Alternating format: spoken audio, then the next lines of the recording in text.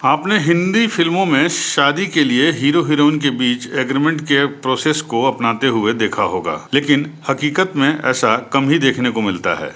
लेकिन इटावा के भरथना में ऐसा ही एक मामला सामने आया है, जहां दूल्हा दुल्हन की शादी के लिए बाकायदा एग्रीमेंट कराया गया। असल में शादी के लिए हिंदू मैरिज एक्ट के तहत एग्रीमेंट करने की जरूरत नहीं पड़ती है, लेकिन इटावा के भरथना में इस शादी के लिए एग्रीमेंट करने की जरूरत इसलिए पड़ गई क्योंकि जनपद के मुख्यमंत्री सामूहिक विवाह योजना कार्यक्रम में भरथना थाना क्षेत्र के ग्राम समसपुरा मुरैना निवासी एक लड़की शादी के जोड़े में अन्य जोड़ों के साथ अपने दूल्हे का भी इंतज़ार कर रही थी, लेकिन उसका इंतज़ार ही रह गया और दूल्हा आया नहीं, शादी हुई नहीं, क्योंकि दूल्हा अपने खेत के आलू बेचने कानपुर चला गया था और वहां से वो शादी करने के लिए समय पर भरथना यानी इटावा नहीं पहुंच पाया। लिहाजा दुल्हन की सामूहिक विवाह में शादी नहीं हो पाई।